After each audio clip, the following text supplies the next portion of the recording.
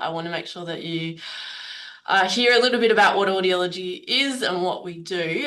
So we are sort of the experts in hearing and ear issues. So our students will graduate our course with excellent knowledge in how to diagnose hearing disorders across life. So from newborns, which is where I work in, so diagnosing newborn babies with hearing loss, to actual hearing aid fittings, cochlear implants. Our students get training in balance disorders as well. So there's a lot of different varieties, as you can hear, leaving the course. And every student will have a certain number of hours that will ensure across all the different types of clinics. We also end up with students becoming leaders and educators and advocates for hearing loss. And certainly we have a very strong focus on the interprofessional work as well. And as I said, our course is very heavily focused on global healthcare and sustainability as well. So that's something that's of importance to us. Thanks, Joyce.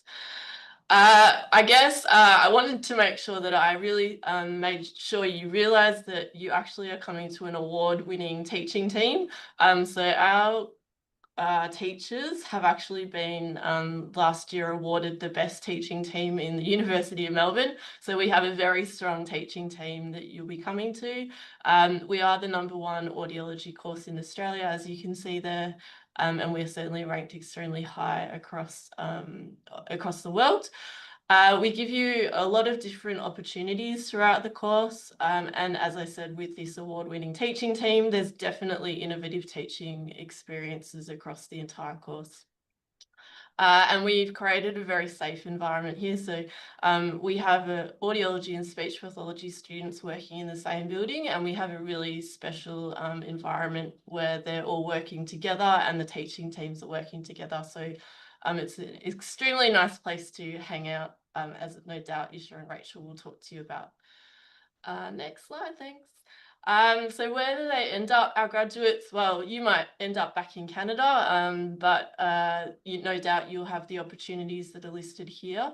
So a lot of clinical roles in a range of settings. So as I've talked to you about already, vestibular, cochlear implants, pediatrics, all of those will be taught throughout the 2 years. So you'll be able to enter the workforce and be able to do any of those activities. We've got lots of students who go and work overseas, end up running businesses, becoming management or leadership roles in hospitals. So the actual training that can be provided with the Master of Clinical Audiology sets a really good groundwork for other professions. And obviously Alex and I have gone on to do PhD in university teaching, which we can attest to being extremely rewarding as well. Thanks, Joyce. So what you will study, I won't go through too much detail because as Meg alluded to, a lot of this is online. But what I just wanted to make sure you understood is that we have 4 subjects per semester in first year. Similarly to speech pathology, we cover the basics in the first year. But what we do straight away is put students in clinic. And sometimes that can feel quite daunting, but actually it's a really good way to learn. So we're lucky that we have a clinic co-located with us, which Alex will talk a little bit further about.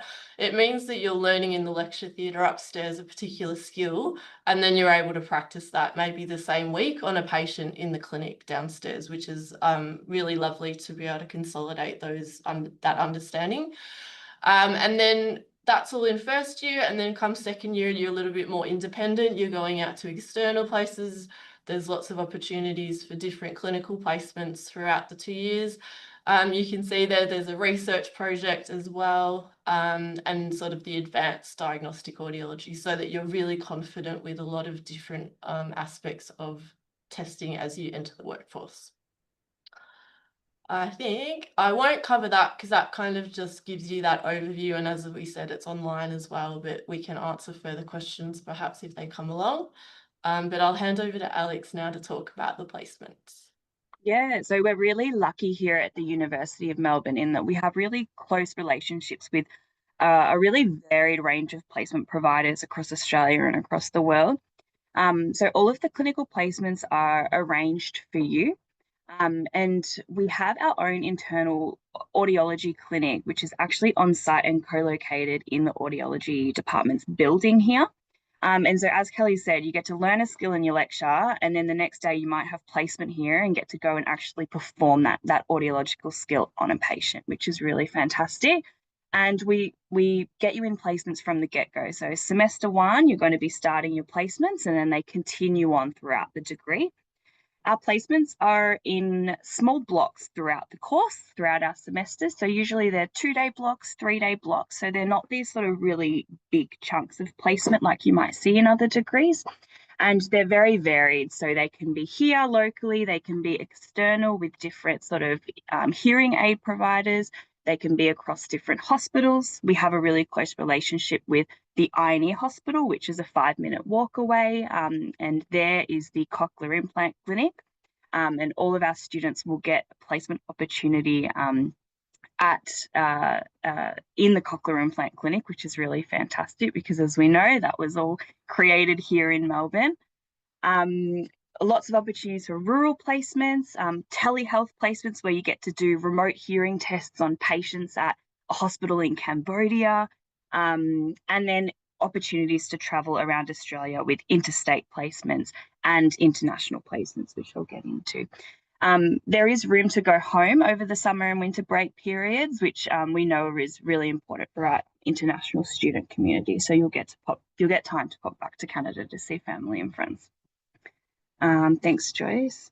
So entry requirements for this degree. So you just need to have done an undergraduate degree. There are a lot of different disciplines or areas that you can come from, whether that be science, health sciences, biomed, but then also linguistics, arts degrees, psychology. We have a lot of students come from doing a Bachelor of Music, just sound related. Yeah, it can be anything really.